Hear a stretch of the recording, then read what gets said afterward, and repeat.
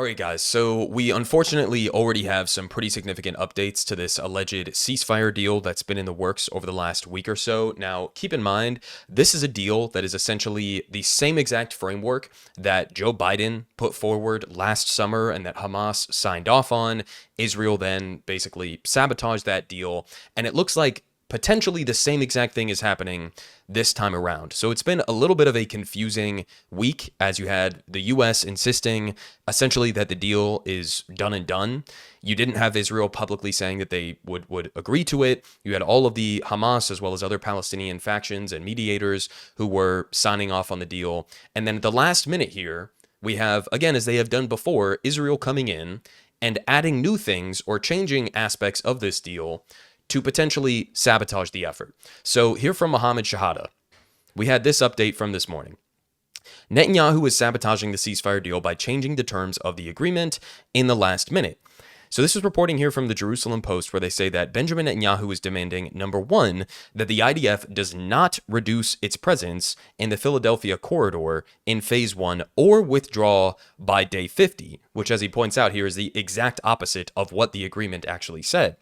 Number two, no end to the war unless Hamas agrees to Israel, quote, achieving the war's objectives of destroying Hamas as a militant group, disarming Gaza, and deposing the local government. In other words, Hamas dismantles itself or the war on Gaza continues. As he points out here, both issues are not in the signed agreement, and Netanyahu is deliberately adding them at the last minute to ruin the ceasefire deal. Now, this should be pretty straightforward in terms of understanding what's going on here. What Benjamin Netanyahu, I guess, sort of wants you to believe in this situation is that Hamas signed on to a deal that involved their complete destruction, which is not something that they had ever done before, is not something they had ever indicated that they were willing to do, and it looks like it's still not something that they would ever even consider. So he's obviously just throwing something in here at the last minute and saying basically complete surrender for Hamas or we continue the war. Right? That's not the deal that was on the table last summer. It's not the deal that was on the table this time around. And you have Benjamin Netanyahu throwing this wrench in at the last minute, potentially in order to sabotage the deal in its entirety. Now, more updates here, because at the same time, we have Al Jazeera reporting that Israel's Prime Minister Benjamin Netanyahu has said that his cabinet will not meet as scheduled to approve the Gaza ceasefire deal, blaming Hamas for causing a last-minute crisis. Because, of course, what else would they say?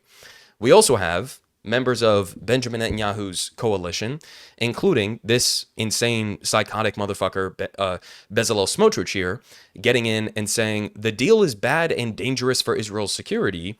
We will remain in the government only if there is absolute certainty of a return to fighting with great intensity. So, this is what Bezalel Smotrich had to say, the Israeli finance minister. We also had Itamar Ben-Gvir, the Israeli minister of national security, come out just a few days ago and say that he was essentially proud of sabotaging previous deals.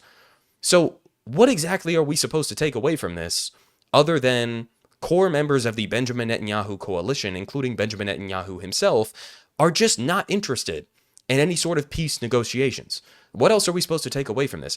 In the best possible interpretation that I could give them, potentially what's happening here is Trump sent his people over there to pressure Israel to agree to some sort of a temporary pause in the fighting, not a long-term ceasefire deal, not a long-term peace plan, but a temporary pause in the fighting so that he can get inaugurated, he can have a little bit of a diplomatic, political win in the eyes of the American people, and then once he's in office, after phase 1 of this deal concludes after about 6 weeks or so, then Israel goes in and continues a genocide, as well as ramping up the ethnic cleansing in the West Bank, which is something that Trump has promised them, as well as, intensifying their oppression of Palestinians across Gaza and the West Bank.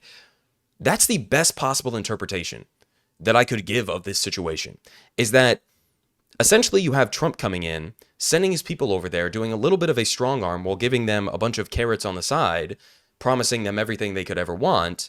And then Israel takes a little bit of a reprieve from the genocide just to continue it in a few weeks' time.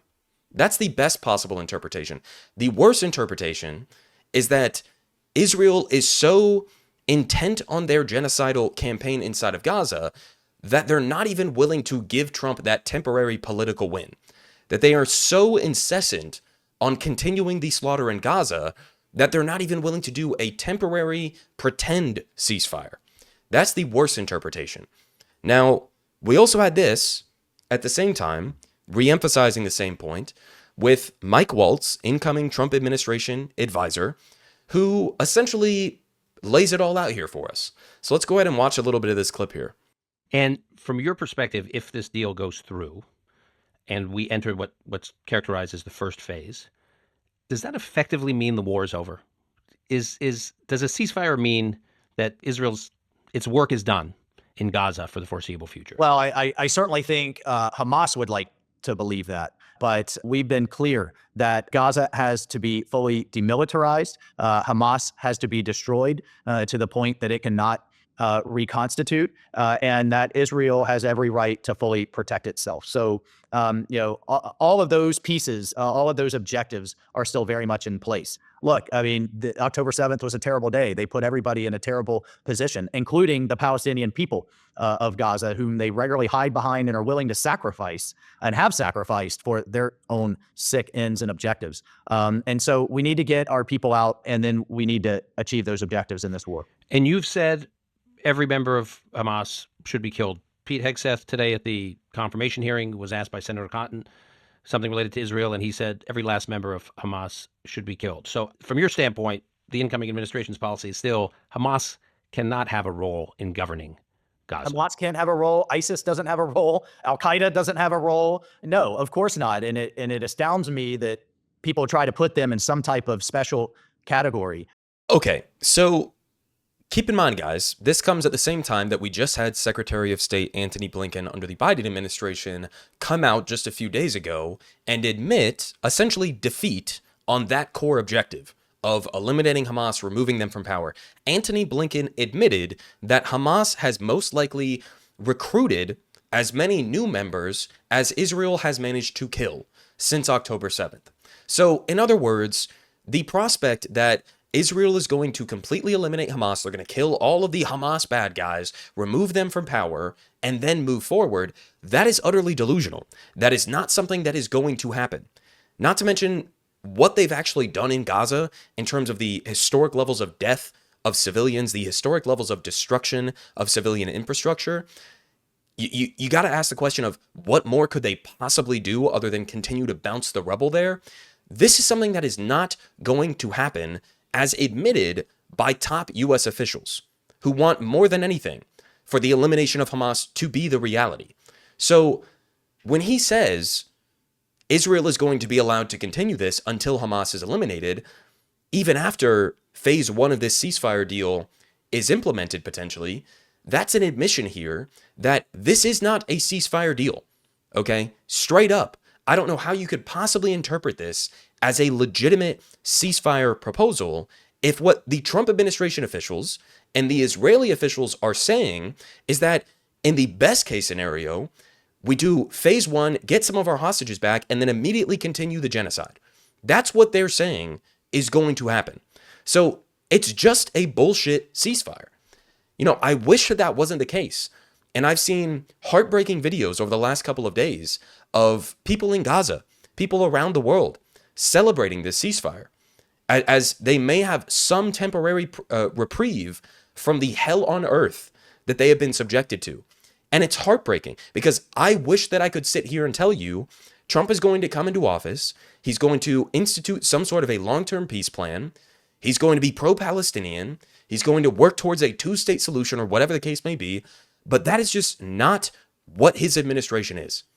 It's not the character of the people who he is appointing to these positions, like hardcore Zionists, like this guy here, Mike Waltz, and others as well. That is just not what's actually happening here.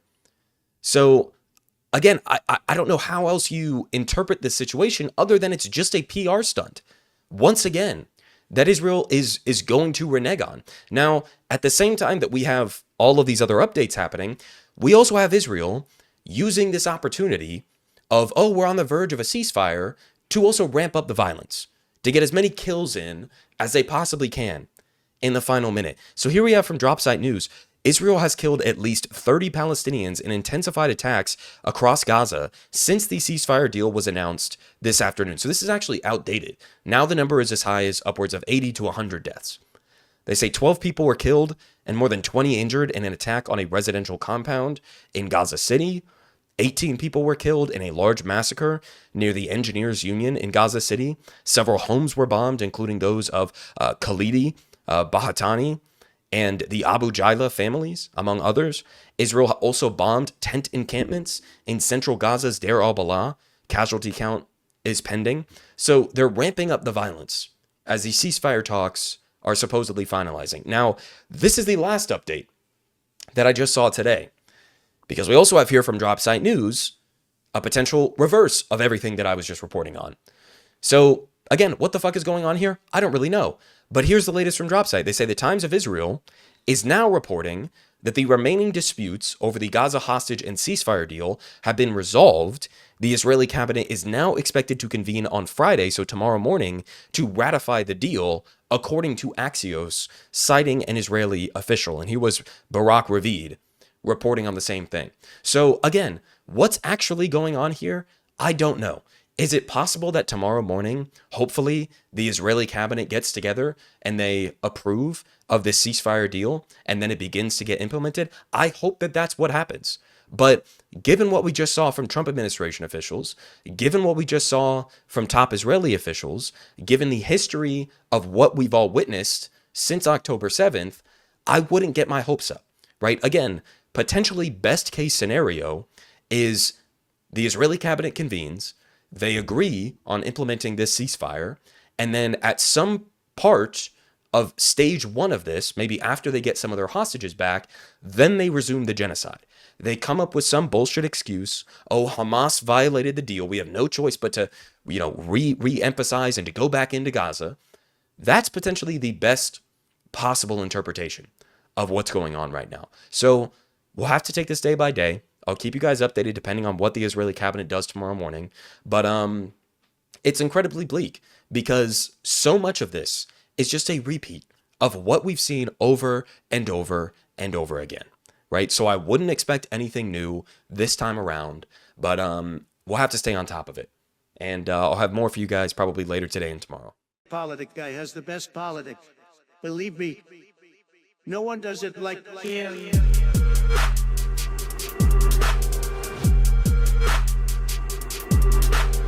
Believe me, everyone is saying